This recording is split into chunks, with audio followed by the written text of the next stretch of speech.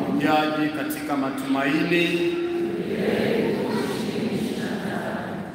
Matangazo machache sehemu ya uchungaji.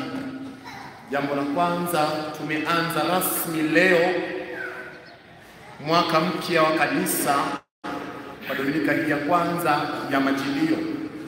Kama tulivyofundishwa kwenye mahubiri, kuna sehemu ya kwanza ya Majilio, lakini sehemu ya pili.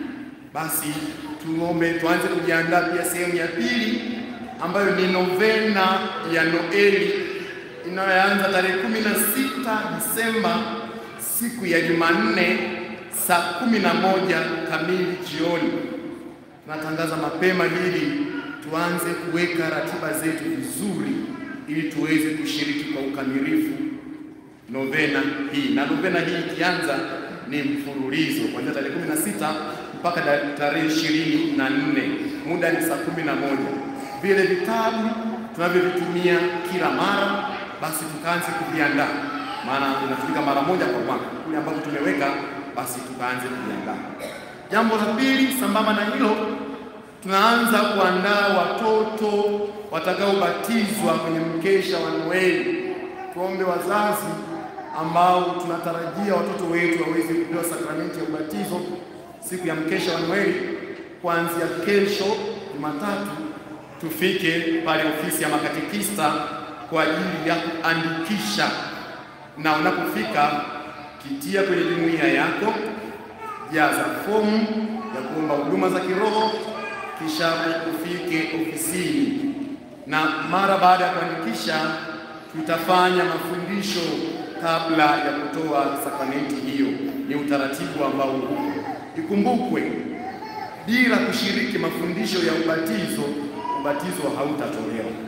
Kwa ni lazima ufike mapema, ujiandikishe, tufanye mafundisho, kisha ndipo mtoto wako abatizwe.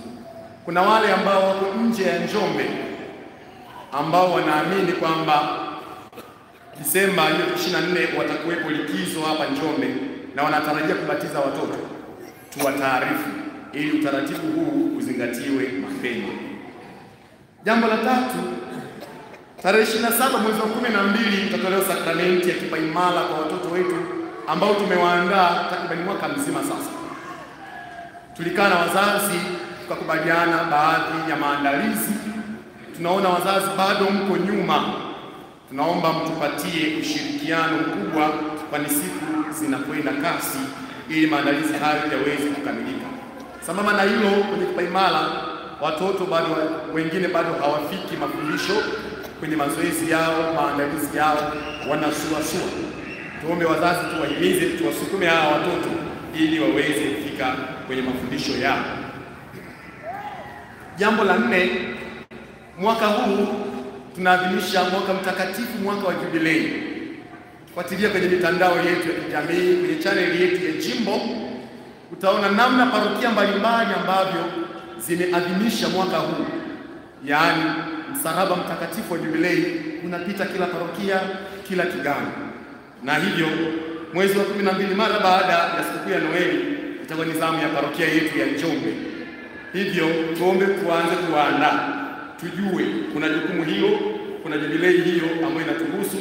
Msalaba utakapofika tupokee vizuri, na hasa utakapofika zamu ya kigango chetu, yani kanisa kuu, tutaupokea, tutakesha nao, na siku itakayofuata itakuwa ni hitimisho la jubilei hiyo. Basi tuombe tujiandae vema. Jambo la mwisho, tuwahimize waamini wetu, bado tuko nyuma kushiriki misa za katikati ya juma. Ni wachache sana ambao tunafika. Tunakumbushwa siku zetu, kazi zetu zianze na Mungu, tumalize na Mungu. Kwa siku misa ziko 3: saa 12 dakika 25 asubuhi, saa 1 kamili, na kama hujafaulu kushiriki asubuhi, kuna misa ya jioni saa 10 dakika 25. Tuwaombe sisi ambao tuko hapa tunapata nafasi na fursa ya kusali kila siku. Ikumbuke walioko vigangoni, padre wanamuona mara moja kwa mwezi au mara moja kwa wiki, lakini sisi kila siku mapadre tunao. Basi ni fursa kwetu tuweze kuwatumia mapadre wetu kwa kushiriki misa takatifu. Na tunapofika tukae mabenchi ya mbele, tusitawanyike, maana tunakuwa wachache, mwingine anaenda mwishoni, mwingine kule, kuwa haipendezi sana. Tumsifu Yesu Kristo.